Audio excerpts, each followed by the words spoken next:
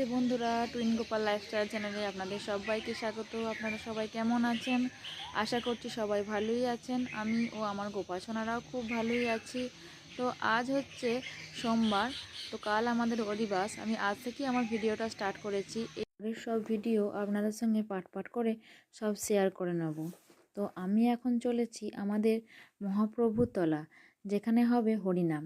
তো এটা হচ্ছে আমাদের বাড়ি থেকে কিছুটা দূরে হেঁটে যেতে হয়। তো আমাদের বাড়িতে হরিনাম হয় না, কেননা এই যে মহাপ্রভুতলা আছে, স্বয়ং মহাপ্রভু এখানে আদিষ্ঠান ছিলেন। তো তাকে সেখান থেকে তো সরিয়ে বাড়িতে আনা যাবে না, তাই এখানেই আমাদের নাম হয়। তো এই দেখুন, আমি হাঁটতে হাঁটতে চলে এসেছি আমাদের মহাপ্রভুর স্থানে। তো এই দেখুন, এখানেও প্যান্ডেল হয়ে গেছে এবং সাজানোও হয়ে গেছে। তো দেখুন কি সুন্দর সাজানো হয়েছে। আর এই যে দেখছেন, এটা হচ্ছে আমাদের মহাপ্রভুর বেদি। তো এই বেদিতেই কালকে হবে অধিবাস। আর এখানটা কালকে বিকালেই সাজানো হবে ফুল দিয়ে, আর এখানেই পুজো হবে। তো এখানের কাছেই দেখুন আছে আমাদের একটা ছোট্ট ফুলের বাগান আর একটা রুম। তো এই রুমের ভেতরেই আমাদের সব পুজোর যা সামগ্রী প্রয়োজন সেগুলো সব এনে রাখা হয়, এবং এই 3 দিন ব্যাপী পূজার জন্য যে জোগাড় করতে হয় সেগুলো সব এখান থেকেই করা হয়। কারণ বাড়িটা এখান থেকে অনেকটাই দূরে, সেখান থেকে সব করে এনে এখানে একটা অষ্টম প্রহরের জোগাড় করা সম্ভব নয়।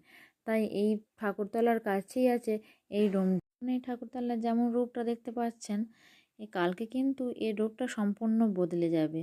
মানে এই বেড়াগুলো খুলে দেওয়া হবে, এখানে সব সাজানো হবে। আর এই যে দেখতে পাচ্ছেন এখানে কত সুন্দর সুন্দর সব ফুল, এই ফুলগুলো সব দেওয়া হবে পুজোতে। তো এই জন্য এখানে এই ফুল গাছগুলো এখানে লাগানো হয়েছে।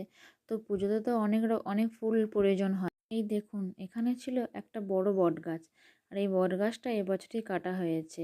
কেননা এই যে আমাদের যে এখানে ঠাকুরতলাটা, এটা এবছরই পাকা করা হবে, তাই আগে থাকতেই গাছটা কেটে দেওয়া হয়েছে।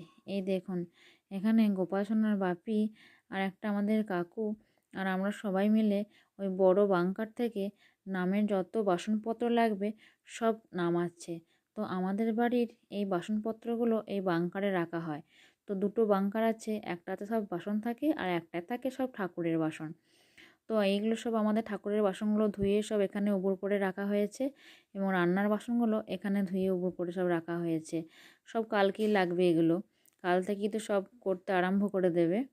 তো সেই জন্য এখানে সব ধুয়ে রাখা হয়েছে।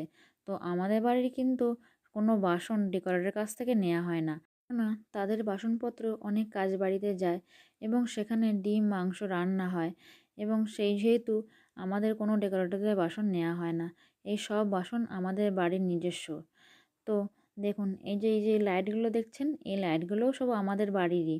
তো এগুলো সব কালকে ওখানে লাগানো হবে, মানে ঠাকুরতলায় সব লাগানো হবে, সাজানো হবে গোটা ঠাকুরতলার। আলোয় সেজে উঠবে মহাপ্রভুর বেদি। এই দেখুন, ঠাকুর রান্নার সব আনাজপত্রও নিয়ে চলে আসা হয়ে গেছে। প্রায় কিছু কিছু জোগাড় এখন কমপ্লিট হয়েছে, এখনও অনেক বাকি। তো যেটুকু সম্ভব আপনাদেরকে দেখাচ্ছি, আর বাকিটা আপনাদের পরের ভিডিওতে দেখাবো। তো এই দেখুন, এখানে সব ফল আনা আছে। তো আমাদের বাড়িতে যে অষ্টমপ্রহর হরিনাম হয়, আমরা চেষ্টা করি সব রকম ফল আর মিষ্টি গোবিন্দকে অর্পণ করার। তো এখানে মধ্যে কিছু ফল মিসিং আছে, যেগুলো অন্য জায়গায় রাখা আছে। তো এখানে যেগুলো আছে সেগুলোই আপনাদের সঙ্গে শেয়ার করলাম। তো দেখুন, কোনো অনুষ্ঠান হওয়ার আগে তারা অনেক জোগাড়, পরিষ্কার করা, বাগানো, অনেক জিনিস আনা, সব জোগাড় করে আনা। আর যখন অনুষ্ঠান হয়, মানে যে সময়টা বা যে দিনটা আসে, দেখতে দেখতে যেন কী করে দিনটা কেটে যায় আমরা যেন বুঝতেই পারি না।